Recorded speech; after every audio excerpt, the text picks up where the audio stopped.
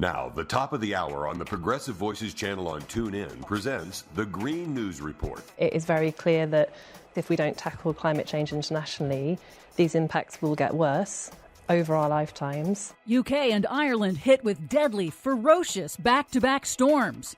China's electric vehicle boom is eroding global oil demand. Good. Plus, we're going to be ending a lot of the environmental things that were ridiculous. Time is running out to cash in on Biden's climate law incentives. Not so good. All of those stories and more straight ahead from BradBlog.com. I'm Brad Friedman. And I'm Desi Doyen. Stand by for 6 minutes of independent green news, politics, analysis, and snarky comment. I think we talk a lot about the costs of tackling climate change. What we have rarely talked about in the 16 or so years I've been working is the costs of not tackling climate change. Well, that's funny. We've been talking about exactly that for at least 6 minutes, at least twice a week for the last 16 years.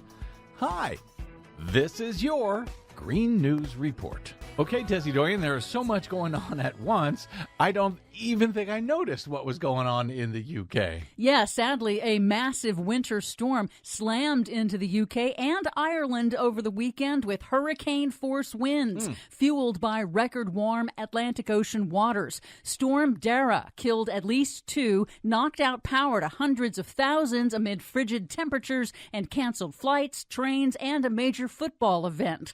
Just 2 weeks after getting slammed by deadly and destructive Storm Bert.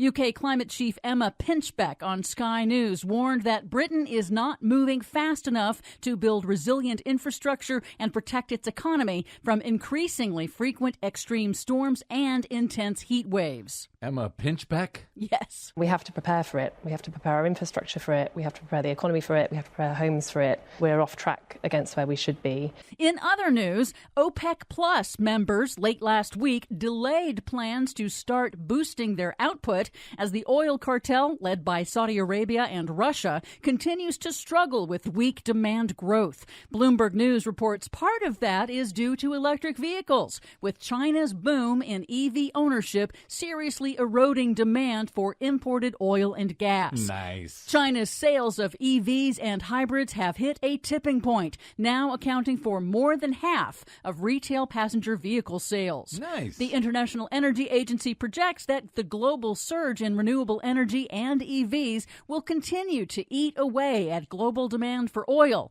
But the agency warns that plastic, which is made from oil, will be the primary driver of oil demand in the near-term future. The oil companies always win, don't they? Relatedly, a new comprehensive survey reveals a significant shift in global automotive preferences. Nearly 60% of drivers worldwide say they expect to own an electric vehicle within the next 10 years. China has grabbed more than 75% of the global EV market as of October, according to industry officials, even though Chinese EVs are all but blocked from the U.S. Man, we are going to screw this up, aren't we?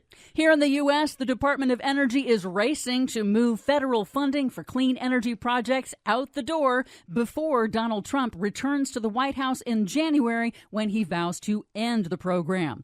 The department is hustling to finalize loans from its $400 billion lending program, which has backed projects in every state, including electric car and battery factories across the nation, reopening a shuttered nuclear reactor in Michigan, expanding rooftop solar in Puerto Rico, and more. Years ago, that same loan program helped Elon Musk's Tesla survive a rough patch, but Republicans' Project 2025 has targeted the program for elimination. Pulling up the ladder.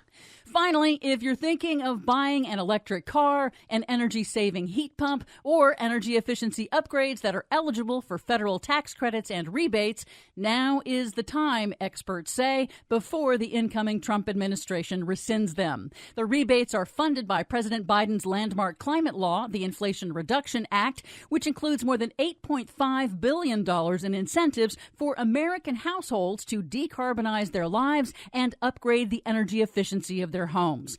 On NBC's Meet the Press on Sunday, Trump promised that on day one, he would immediately cancel the $7,500 tax credit toward the purchase of an electric vehicle that saves consumers money but erodes consumer demand for oil and gas. So we're going to end the electric mandate mandate immediately for the cars. It's ridiculous. We're going to be ending a lot of the environmental things that were ridiculous, that hurt our country very badly and didn't do anything for the environment. So we'll be doing, standard things. Oh, yeah, standard things. By the way, there is no EV mandate.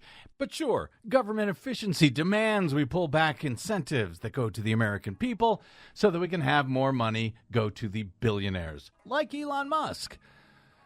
For much more on all of these stories and the ones we couldn't get to today, check out our website at greennews.bradblog.com. Find, follow, and share us planet-wide on the social medias, now including Blue Sky at Green News Report.